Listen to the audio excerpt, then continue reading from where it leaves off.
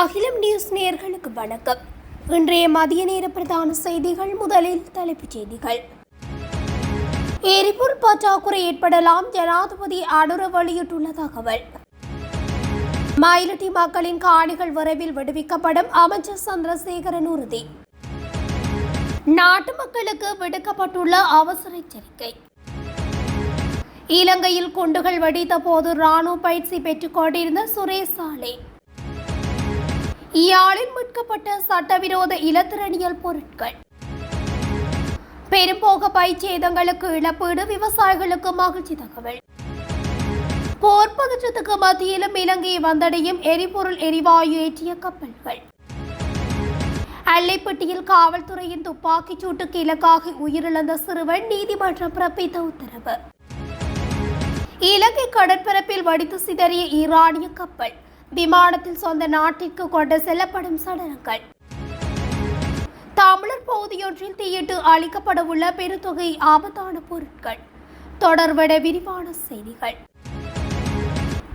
மத்திய கிழக்கு பிராந்தியத்தில் நிலவும் போர் பதற்றம் 2 மாதங்களுக்கு மேல் நீடித்தால் நாட்டின் எரிபொருள் விநியோகத்தை உறுதிப்படுத்துவது சவாலாக அமையும் என ஜனாதிபதி அனுரகுமார திசாநாயக்க தெரிவித்துள்ளார். தற்போதைய நிலையில் அடுத்த 2 மாதங்களுக்கு மட்டுமே தடையின்றி எரிபொருள் வழங்க அரசாங்கத்தால் உத்தரவாதம் அளிக்க முடியும் என குறிப்பிட்டுள்ளார். உலக சந்தையில் மசகு எண்ணெய் விலை தொடர்ந்து மாற்றமடைந்து வருவதால் சில எரிபொருள் டெண்டர்கள் ரத்து செய்யப்பட்டுள்ளன. போர் நீடித்தால் விலையில் கடும் மாற்றங்கள் ஏற்படலாம் எனவும் அவர் எச்சரித்தார். 2022ஆம் ஆண்டு ஏற்பட்ட எரிபொருள் தட்டுப்பாடு டாலர் பற்றாக்குறையால் உருவானது. ஆனால் தற்போது இலங்கையிடம் 7.2 பில்லியன் அமெரிக்க டாலர்கள் கையிருப்புள்ளதால் நிதி சிக்கல் இல்லை என்றும் விநியோக பாதைகளில் ஏற்படும் தடைகளே தற்போதைய கவலை என்றும் அவர் குறிப்பிட்டார். விநியோக பாதைகள் பாதிக்கப்பட்டால் எரிபொருளை பெற்றுக்கொள்ள நட்பு நாடுகளுடன் அரசாங்கம் பேச்சுவார்த்தை நடத்தி வருவதாக ஜனாதிபதி தெரிவித்தார். நவீன தொழில்நுட்ப போர் முறைகளால் நீண்டகால பாதிப்புகளை கணிப்பது கடினம் என்றும் ஜனாதிபதி அனுர சுட்டிக்காட்டினார். யாழ்ப்பாணம் மயிலட்டியில் பாதுகாப்பு தரப்பினர் வசமுள்ள பொதுமக்களின் காணிகள் விரைவில் விடுவிக்கப்படும் என அமைச்சர் ராமலிங்கம் சந்திரசேகர் மயிலட்டி மக்களிடம் உறுதியளித்துள்ளார். மயிலட்டி மக்களின் கோரிக்கைக்கு அமைவாக கடத்தொழில் அமைச்சர் குறித்த போதிக்கு நேரடியாக விஜயம் செய்திருந்தார். இந்த நிலையில் அங்கு மக்களோடு உரையாடிய போது பாதுகாப்பு தரப்பிடமுள்ள காணிகள் இவ்வருட இறுதிக்குள் விடுவிக்கப்படுவதற்கான நடவடிக்கை எடுக்கப்படும் என தெரிவித்துள்ளார்.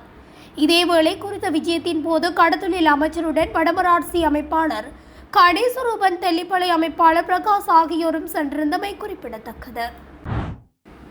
பண்டிகை காலத்தில் இணைய விளம்பரங்கள் குறித்து எச்சரிக்கையாக இருக்குமாறு இலங்கை கணனி அவசரகால பதிலளிப்பு மன்றம் பொதுமக்களிடம் வேண்டுகோள் விடுத்துள்ளது.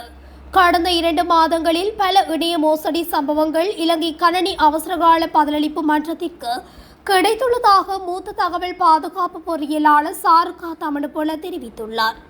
பண்டிகை காலத்தில் குறிப்பாக தமிழ் சிங்கள புத்தாண்டு காலத்தில் தள்ளுபடிகள், பரிசுகள் அல்லது சிறப்பு விளம்பரங்களாக போலி விளம்பரங்கள் மற்றும் இணைப்புகள் ஆன்லைனில் பரவும் அபாயம் அதிகம் இருப்பதாக அவர் சுட்டிக்காட்டினார்.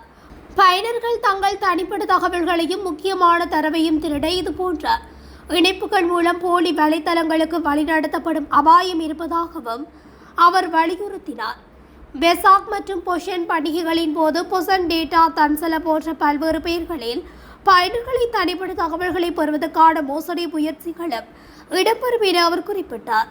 அதற்கமைய அங்கீகரிக்கப்படாத இணைப்புகள் அல்லது இணையம் வழியாக பெறப்படும் விளம்பரங்களை அணுகும் போது எச்சரிக்கையாக இருக்குமாறு இலங்கை கணனி அவசரகால பதிலளிப்பு மன்றம் பொதுமக்களை வலியுறுத்துகிறது. முன்னாள் புலனாய்வு பிரிவு தலைவர் சுரேஷ் சாலே உயிர்த்த ஞாயிறு தாக்குதல் இடம்பெற்ற காலப்பகுதியில் இலங்கையில் இருக்கவில்லை என சட்டத்தரணி சஞ்சீவ சமர விக்ரம தெரிவித்துள்ளார். அத்துடன் அந்த நேரத்தில் அவர் புலனாய்வு துறையின் தலைவராக பணியாற்றவில்லை எனவும் அவர் குறிப்பிட்டுள்ளார்.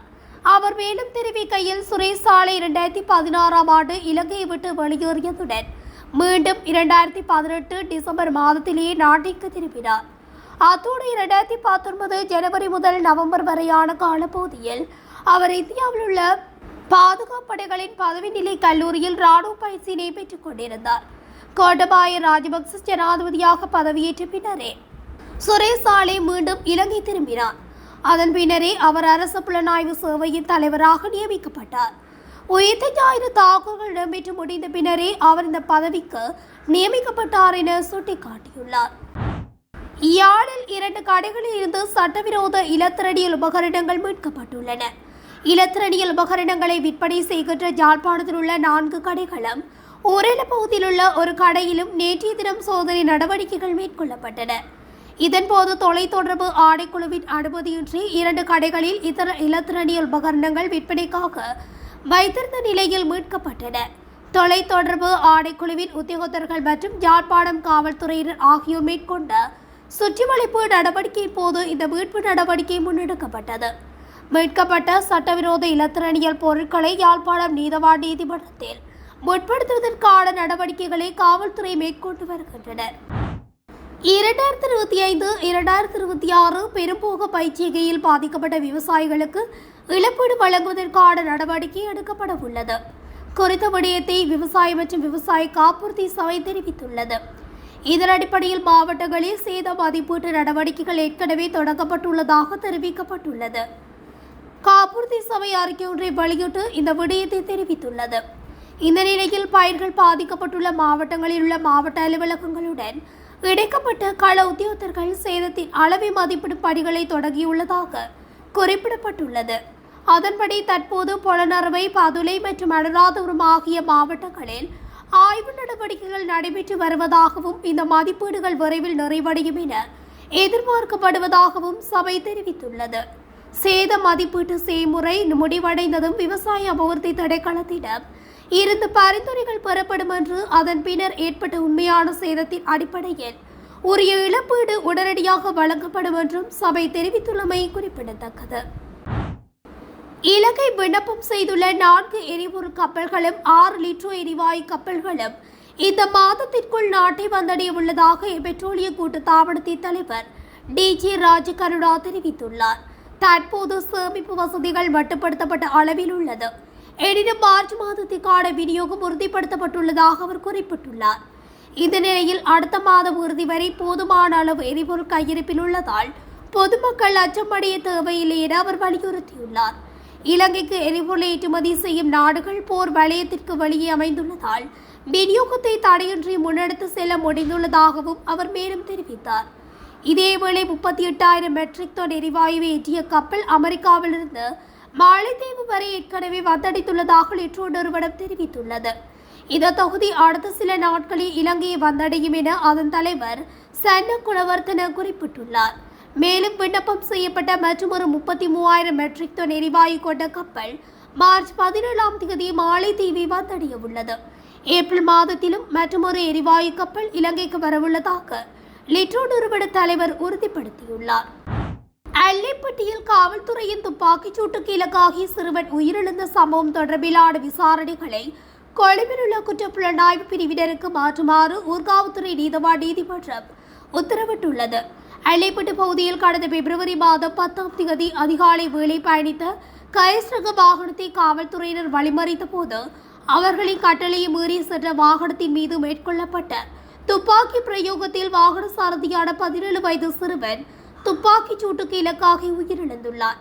குறித்த சம்பவம் தொடர்பிலான வழக்கு விசாரணை ஊர்காவல்துறை நீதவான் நீதிமன்றில் நேற்று வியாழக்கிழமை விசாரணைக்கு எடுத்துக் கொள்ளப்பட்டது.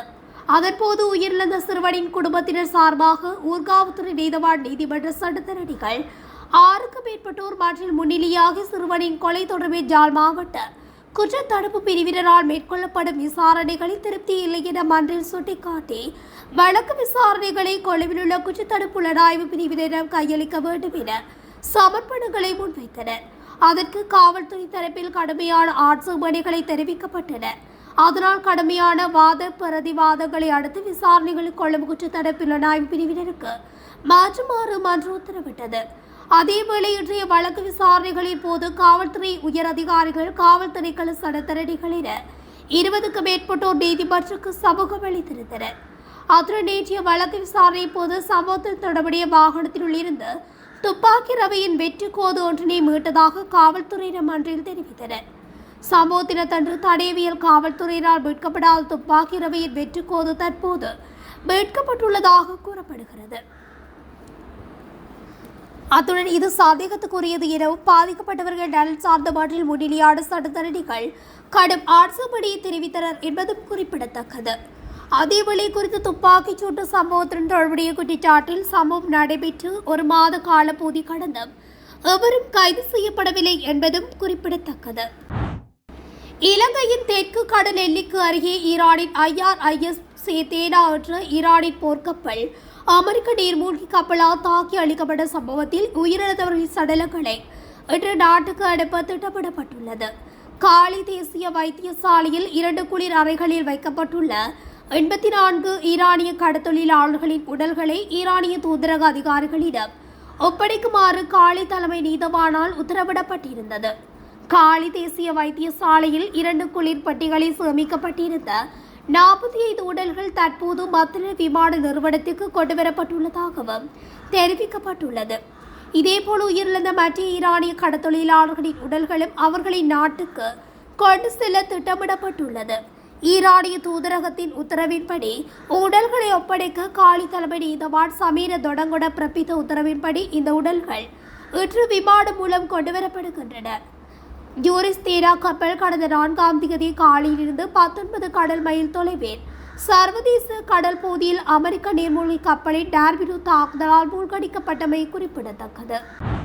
போலீஸ் போதைப்பொருள் தடுப்பு பிரிவினரால் முன்னெடுக்கப்பட்ட சுற்றி வளைப்புகளின் போது கைப்பற்றப்பட்டு கொழும்பு மேல் நீதிமன்றில் வழக்கு விசாரணைகள் நிறைவடைந்த பெருமளவிலான போதைப் பொருட்களை அளிப்பதற்கான நடவடிக்கைகள் இன்று காலை முன்னெடுக்கப்பட்டுள்ளன. அதற்கமைய 40 kilogram 533 gram heroin, 132 kilogram 79 gram கஞ்சா, 55 கிராம் கொக்கைன், 3482 போதை மாத்திரைகள் என்பன தீயிட்டு அளிக்கப்பட்டுள்ளன. இந்த போதைப் பொருள் கையிருப்பு இன்று காலை 6 மணியளவில் கொழும்பு மேல் நீதிமன்ற வளாகத்தில் இருந்து பாதுகாப்புடன் புத்தளம் பெனாத்து வில்லுவ லெப்டோவத்த பகுதிக்கு கொண்டு செல்லப்பட்டது. அங்கு நிறுவப்பட்டுள்ள நவீன தகன உலை மூலம் இன்று காலை 9 மணியளவில் அவை அனைத்தும் தீயிட்டு அளிக்கப்பட்டுள்ளன. இத்துடன் அகிலம் நியூஸின் இன்றைய மதிய நேர பிரதான செய்திகள் நிறைவடைகின்றன. தொடர்ச்சியாக செய்திகளை அறிந்து கொள்ள அகிலம் நியூஸ் ஊடகத்துடன் இணைத்திருங்கள். நன்றி, வணக்கம். அகிலம், மாற்றத்திற்கான மக்கள் குரல். இந்த வீடியோ பிடிச்சிருந்தா லைக் பண்ணுங்க, கமெண்ட் பண்ணுங்க, ஷேர் பண்ணுங்க. மறக்காம கீழே இருக்க பெல் ஐகானை கிளிக் பண்ணுங்க.